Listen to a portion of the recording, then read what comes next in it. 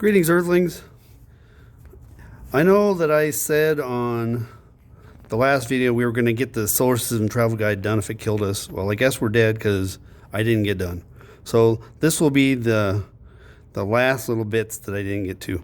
This is the video for Tuesday, October 13th. You don't need to write that down. That's just for people watching this at home. Okay? So, I've begun to get my version finished up a little bit. I have already got the planets outlined in black. I started coloring in my pages like Jupiter's with black. Eventually, just for the looks of it, I'll have all of these parts of the pages black. You don't have to do that, okay? Now, for the students in my class, I'm checking for neatness and completeness of your travel guide. Do you have all the information written down? And can you read it? If you can't read it, that's not neat, okay? It was a waste of your time if you wrote it so sloppily you couldn't even read it, okay? Here we go. I have to do interesting facts and the last couple of other details to add to some drawings. Add ice cap label to Mars. That's dry ice and water ice. If we ever go to Mars, we're going to need water, and there's water there if we go to the trouble to go get it. Okay, just warm it up. Okay, so I added that label. Okay. Jupiter has super faint rings that we didn't even know it had until we sent unmanned spacecraft there. And as they orbited Jupiter and looked from behind Jupiter toward the sun, we've discovered it had a very faint rings. Now I'm going to zoom in. Hopefully you can see. I'm going to zoom way in.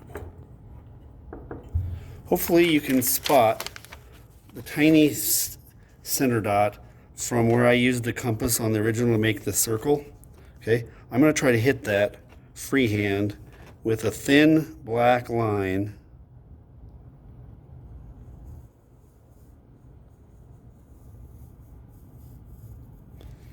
And I'm going to label it rings.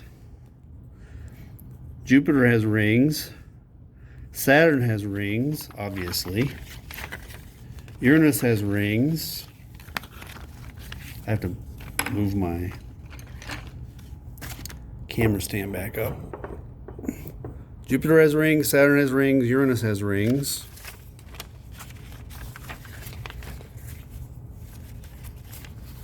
And Neptune has rings. So I'm going to draw Neptune's rings. Super faint, they're black. And these go right across it that way. And label those rings. These are dark dust. The only bright ring system is Saturn's. It's bright because it's a lot of ice crystals. But Jupiter's rings are dust. Uranus's and Neptune's rings are dust. When we flew by Pluto, I was rooting, hoping it had rings, but it doesn't. That would have been cool. All right. Now, we've totally ignored the asteroid belt the whole time, okay? And they ought to get a little bit of mention, okay? The emphasis is there on little, okay? We couldn't draw them to scale. There's no asteroid anywhere near as big as Pluto, okay? But let me show you pictures of some real asteroids that we've flown by, okay? Picture chunks of gravel. Notice they have craters in them, okay? Some asteroids we've found are like gravel piles. They're barely even held together. If you pick the wrong spot on one of those gravel pile ones and try to land on it, your orbiter, your lander might even sink in, okay? Just imagine a loose pile like a sandbox orbiting in one glump, okay? If you tried to hit it with a spacecraft, it would absorb the impact pretty well. It wouldn't break apart. If it did break apart, it'll pull right back together. Okay, so to draw an asteroid, I'm just going to draw a small one. Okay, draw random chunk. They're not round. They're not big enough for gravity to make them round. Okay. And there's two basic flavors of asteroid. There's rocky asteroids and there's metallic asteroids. I'm going to make this one be a rocky one. I'm going to make it brownish. And I'm going to make it 3D here in a little bit. If you could grab all the asteroids in the asteroid belt, all of them, and you pulled them together, you wouldn't have a planet even as big as Pluto. Okay? There's not enough material out there to make a planet. It's the most astronomers think of the asteroid belt as the leftover crumbs from when the gravity was pulling the planets together, and these are the crumbs that didn't get pulled into Jupiter or to Mars. Okay, now to make it a little bit more 3D-ish, make the edges darker like that.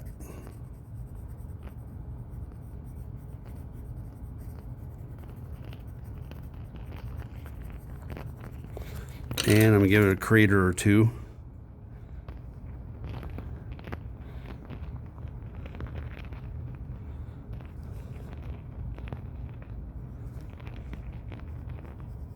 Do some more shading. That makes it look like an eye. I didn't want to make it look like an eye. Okay.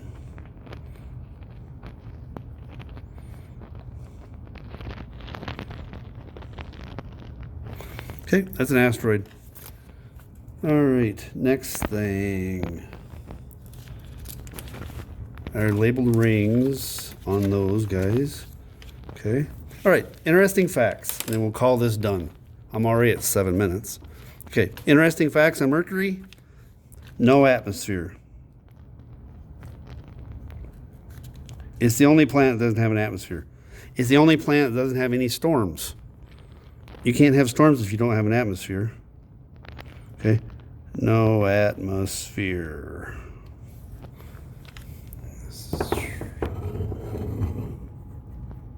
Okay, that means extremely high daytime temperatures, extremely cold nighttime temperatures.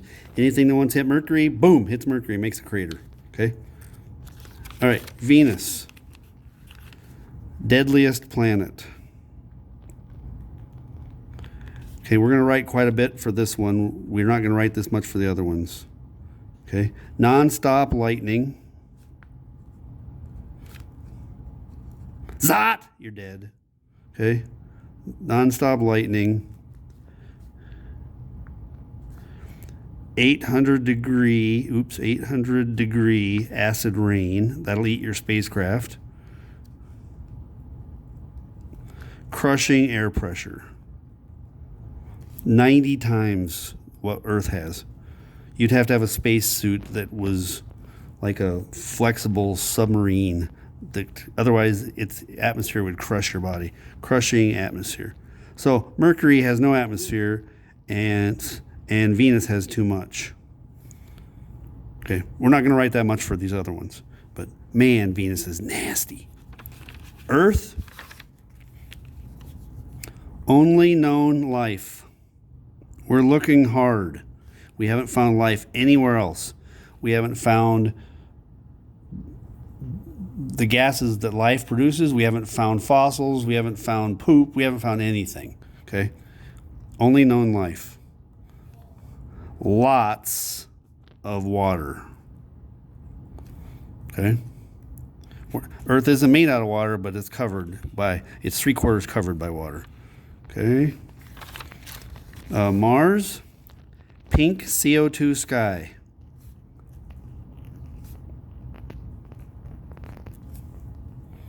That's kind of cool. Jupiter, great red spot.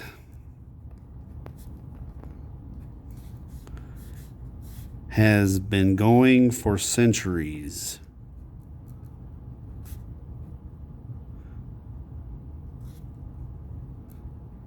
We don't know if it'll die or not. That'll be big news if it dies. That's a storm bigger than the Earth. Okay? Great. Saturn, only planet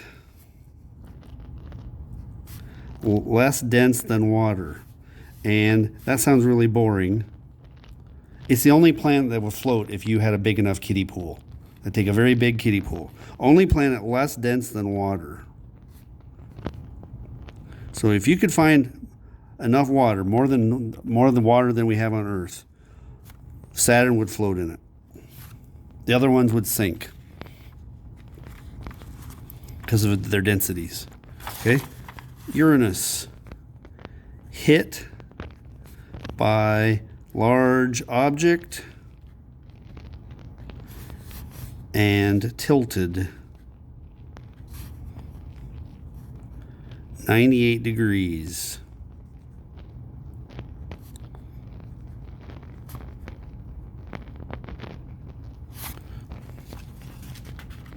That's why its rings are like that. Okay, Neptune, windiest planet.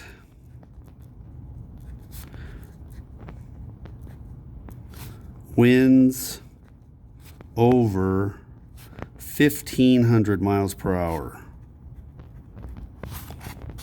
Gulp.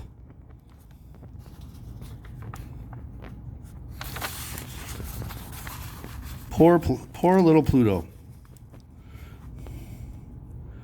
13 layers of atmosphere. So it has snowstorms. 5 moons. Round, big enough to be round. It was voted out in a rigged election in 2006. It will probably make a comeback. Voted out of Planet Club in 2006. May make a comeback. Okay, let me check my list to see if there's anything else.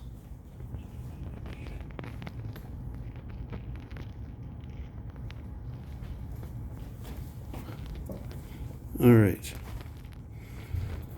So, the video before this one was a real rush job for getting orbital velocity and escape velocity. You notice I haven't even gotten to put in on mine yet. Okay, make sure you have those there. Okay, I'll give you another shot at them. Let me back it up.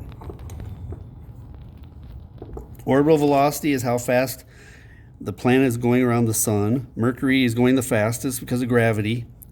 The example I like to think of is if you've ever gone to a mall or a shopping center where they have one of those big plastic funnel-shaped wishing wells where you drop a coin in the little starting ramp and it slowly circles around and goes faster and faster and faster and faster and faster and faster. And as it drops down, when it's almost ready to drop in, it's going so fast you can barely see it. Okay? That's like a gravity hole. Okay? Mercury is the closest to the sun's gravity, so it's going around the sun at 106,000 miles per hour. And Pluto, on the way out, is only going 10,000. Earth, about 67,000 miles an hour around the sun. Okay? Escape velocity is how fast you'd have to go to get away from a planet. Okay? The bigger the planet, the harder it is to get away from. Jupiter is, you'd have to have a rocket able to go 135,000 miles an hour to get away from Jupiter's gravity once it grabbed you. That's a lot of fuel. If you went to Jupiter, you're probably going to stay there forever and not going to like it. It's going to be hard to get away. Pluto would be easy to get away. 2,700 miles an hour. Okay. To get away from Earth, you have to go 25,000. All right. I think I'm done. You can always email me for help. If you're way behind and you need to know what video to watch or what part of a video to watch, email me and I'll tell you to save you some time. Okay.